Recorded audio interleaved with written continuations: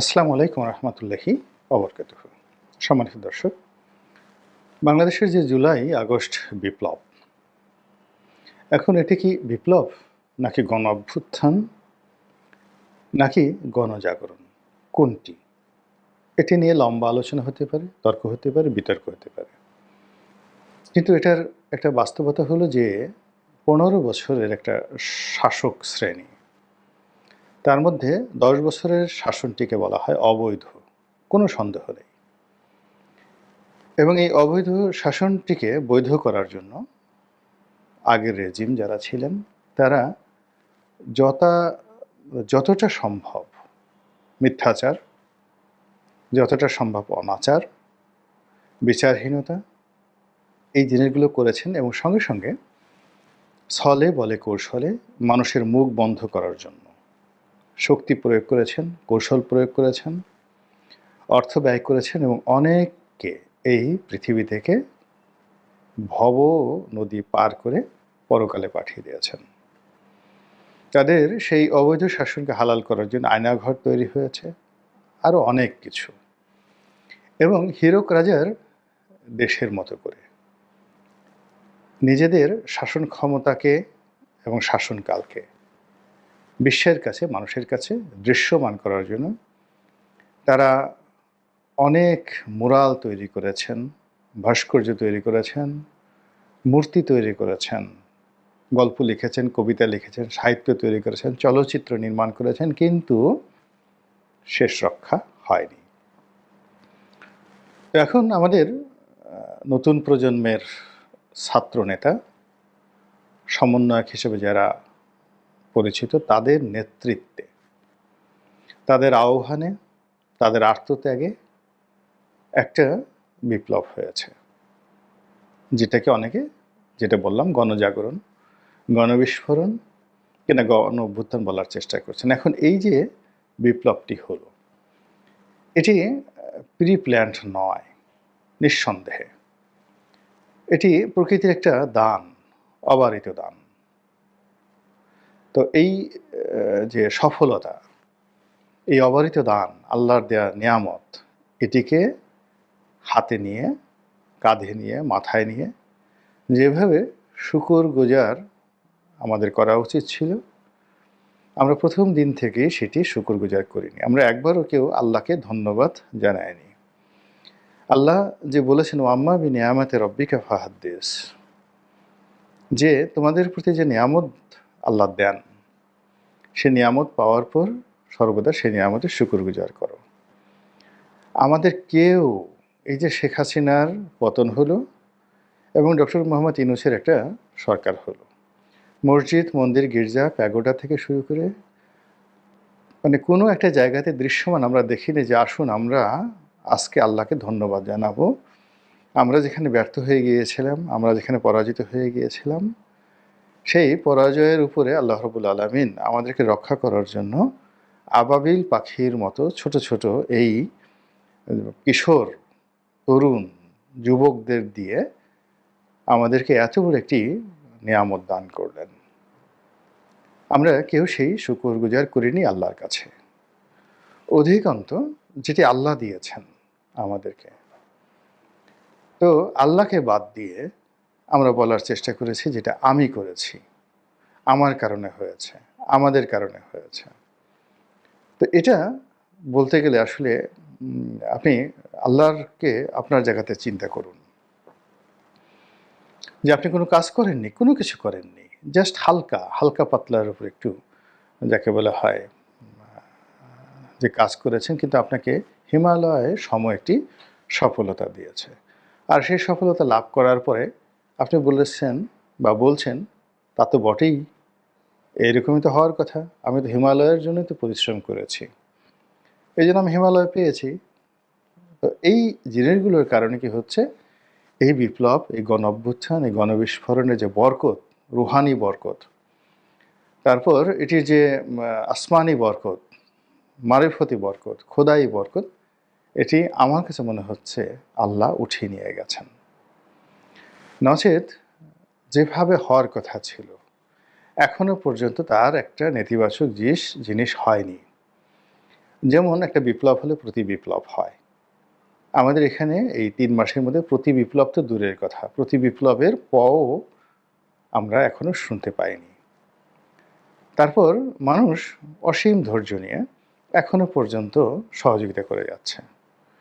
২ নম্বর হলো যে যাদেরকে নিয়োগ দেওয়া হয়েছে মন্ত্রী পরিষদে এবং উপদেষ্টা হিসেবে যিনি নিয়োগ লাভ করেছেন, তাদের অন্তর কেমন আমরা জানি না, তাদের চরিত্র ইন্টারনালি কেমন তাও জানি না, তাদের এই রাষ্ট্র পরিচালনার যোগ্যতা তাও জানি না, কিন্তু দৃশ্যমান লেখাপড়া, সার্টিফিকেট, কথাবার্তা, তারপরে তাদের দর্শন, সব মিলিয়ে আমাদের সমাজের যে শ্রেষ্ঠতর মানুষ সেই মানুষদের রিপ্রেজেন্টেশন। এমনকি যে ২জন বা এখন ৩জন ছাত্র প্রতিনিধি এখানে আছেন মন্ত্রী পদমর্যাদায়, তারাও এই কয়েকদিনে যে যোগ্যতা প্রমাণ করেছেন নিজেদের, এটাকে আপনি অন্যান্য যারা উপদেষ্টা রয়েছেন তাদের তুলনায় আপনি এই যুবকদেরকে বা এই তরুণদেরকে আপনি অযোগ্য বলতে পারেন না। কিন্তু তারপর কেন বরকত আসছে না? কেন একটার পর একটা সমস্যা হচ্ছে? এই জায়গাগুলো আমাদের একটু খোঁজা দরকার। আর যদি আমরা সেটা না খুঁজি, তাহলে যখন আপনি দেখুন যে ইলিশ মাছ খুব ভালো মাছ, কিন্তু এটা যখন পচে যায়, এর চেয়ে বাজে মাছ হয় না। আপনি চিংড়ি মাছ পচে গেলে ভর্তা করে শুটকি করে খেতে পারবেন, কিন্তু ইলিশ মাছ পচে গেলে আপনি খেতে পারবেন না। তদ্রূপ এই যে মানুষের উপার্জিত কোনো নেয়ামত, মানুষের উপার্জিত নেয়ামত নয়, সম্পদ, মানুষের উপার্জিত কোনো সম্পদ, এটি যদি পচে যায় এটি সহনীয়। কিন্তু আল্লাহ রাব্বুল আলামিনের দেয়া যদি কোনো নিয়ামত আপনি পচিয়ে ফেলেন, দুনিয়া এবং আখেরাতের সব কিছু বরবাদ হয়ে যাবে, সব কিছু বরবাদ হয়ে যাবে, এবং আমরা সম্ভবত সেই বরবাদের দিকে যাচ্ছি। আচ্ছা বলেন তো, এই যে উপদেষ্টা মণ্ডলী, এই উপদেষ্টা মণ্ডলীর কয়জন ৫ ওয়াক্ত নামাজ পড়েন? কয়জন কোরআন শরীফ পড়েন? কয়জন এই যে শতকরা ৯০% মুসলমানদের যে নেতা, সেই নেতা হিসেবে ইসলামী তাহাজিব এবং তমুদ্দুন এটাকে ধারণ করেন? এর মধ্যে যারা আছেন কয়জন সত্যিকার অর্থে আল্লাহু আকবার, মানে আল্লাহ সর্বশ্রেষ্ঠ, সর্বশক্তিমান, এবং আল্লাহু আকবারের যে তাফসীর, সকল কিছু আল্লাহর, এই জিনিসটি মনে প্রাণে বিশ্বাস করেন? কয়জন আছেন বলেন?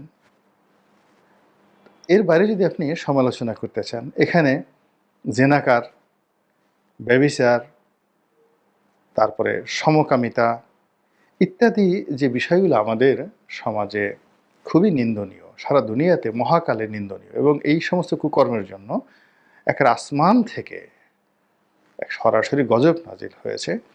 এই সকল কর্মকাণ্ডের যারা হোতা, তারাও এই সরকারের সাথে জড়িত হয়ে গিয়েছে। ফলে বরকত আসবে কোত্থেকে? এর ফলে কি হচ্ছে, এখন আর প্রতি বিপ্লবের কথা কেউ বলছে না, বলছে বিপ্লব ব্যর্থ হতে চলেছে। এবং এই বিপ্লবের যারা নায়ক, সমন্বয়ক যারা রয়েছেন, তারাই এখন দশমুখে এই কথাগুলো বলছেন। তাদের নিজেদের মধ্যে অন্তর্দ্বন্দ্ব দেখা দিয়েছে। অনেক সমন্বয়ক, যাদের সংখ্যা ছিল লক্ষ লক্ষ, তারা এখন সেই লাখ লাখ সমন্বয়কের কোঠা থেকে হাজার থেকে শততে নেমে এসেছে, শতর নিচে, ১০০-র নিচে নেমে এসেছে। এখন তারা যদি কোথাও ডাকে ১০০ জন লোক তারা জড়ো করতে পারে না, তাদেরকে ছাত্র শিবির থেকে লোক ভাড়া করে আনতে হয়, মানে দাওয়াত করে আনতে হয়। গণ অধিকার পরিষদ থেকে যেটা রেজা কিবরিয়ার অংশ, ওই তারেক সাহেব যেটা আছেন, তারেক রহমান সাহেব, মানে রেজা কিবরিয়ার দলের যিনি নাম, যাকে বলা হয় নেতা, তো সেই তারেক রহমান সাহেব, তাকে আসতে হয় লোকজন নিয়ে, এই সমন্বয়কদেরকে হেল্প করার জন্য বঙ্গভবনের সামনে যেতে হয়, তারপর জাতীয় পার্টির অফিসের সামনে যেতে হয়, রাজু ভাস্কর্যে আসতে হয়। তো এই জিনিসগুলো হচ্ছে, যেগুলো হওয়ার কথা ছিল না। এটা হলো এখন প্রতি বিপ্লব নয়, ব্যর্থতার লক্ষণ। এই লক্ষণগুলো গত ১ মাসে ক্রমশ বাড়ছে, ক্রমশ বাড়ছে।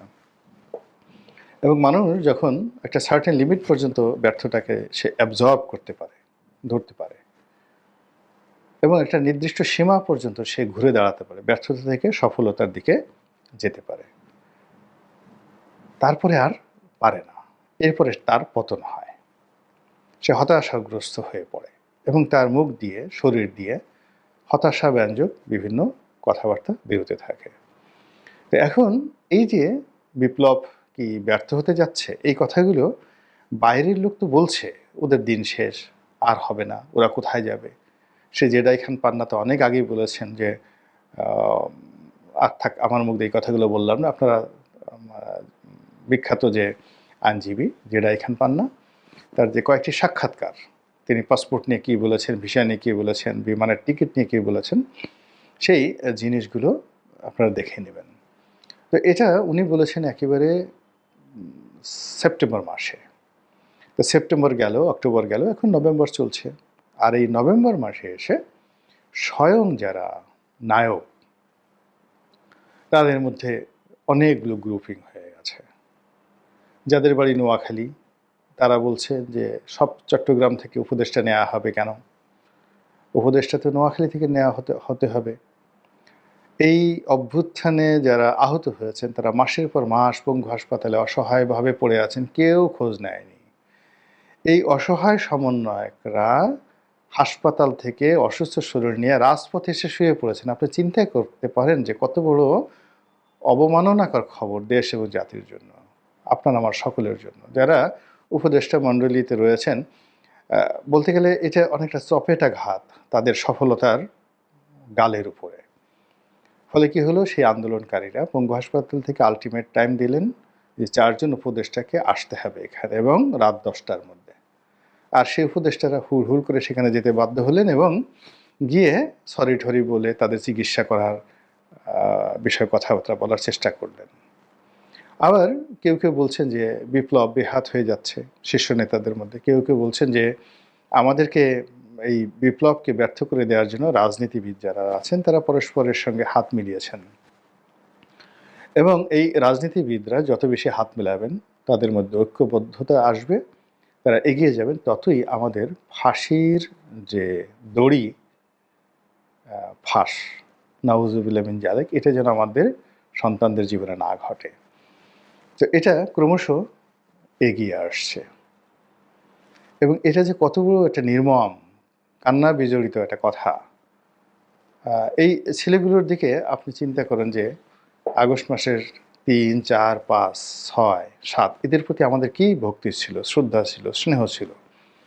তো হঠাৎ করে আমরা কেন এদেরকে শত্রু ভাবছি? এরা তো এখনও সেই আওয়ামী লীগ জমানার, বিএনপি জমানার সেই দুর্নীতি, এরা তো খাম্বাকাণ্ড এখনও ঘটায়নি, এরা তো এখনও হাওয়া ভবন তৈরি করেনি, এই 3 মাসে একটা হাওয়া ভবন তৈরি করেনি। এদের মধ্য থেকে সালমান এফ রহমানের শেয়ার মার্কেট লুট করার ঘটনা ঘটেনি, কিংবা এরা ওই কোরিয়া থেকে ফিগারেট কিনে তারা সেখান থেকে 800 কোটি টাকা মেরে দেওয়ার কোনো পরিকল্পনা এখন পর্যন্ত এদের মধ্যে থেকে হয়নি রাজনীতিবিদদের জমানাতে।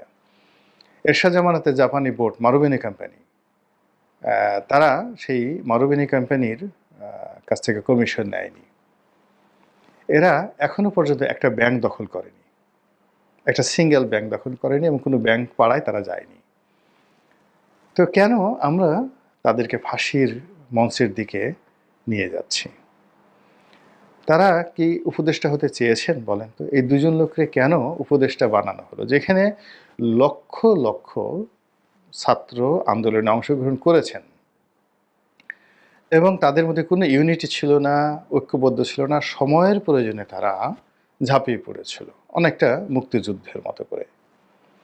তো এইরকম লক্ষ লক্ষ সমন্বয়কদের মধ্যে থেকে 2 জনকে এনে আপনি তাদেরকে একদম আগুনের উপরে বসিয়ে দিলেন, বাকি লক্ষ লক্ষ মানুষ ফ্রাস্ট্রেটেড হয়ে গেল। এখন তারা বলছে আমরাও হব।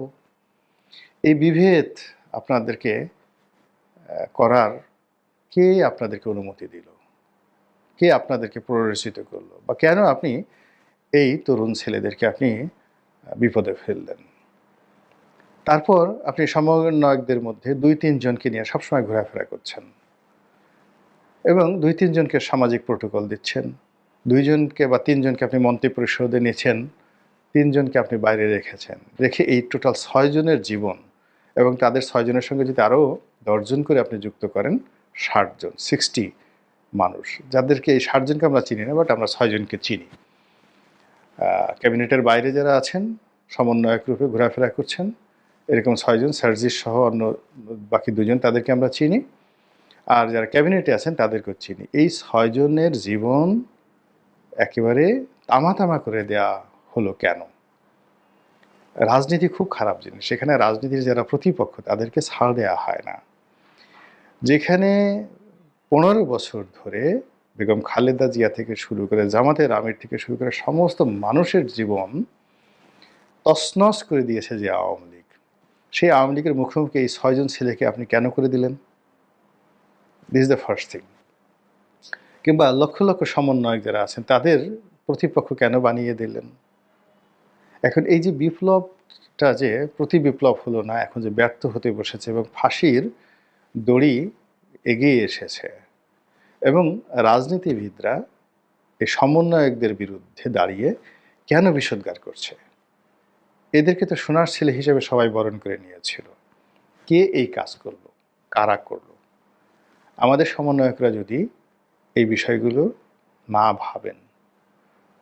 ভাবেন এবং এখনও সময় আছে, তারা যদি রুখে না দাঁড়ান যে কারা তাদেরকে আগুনের মধ্যে ফেলে দিয়েছে। তাদেরকে কি আওয়ামী লীগের কোনো লোক আগুনে ফেলে দিয়েছে? বলেন।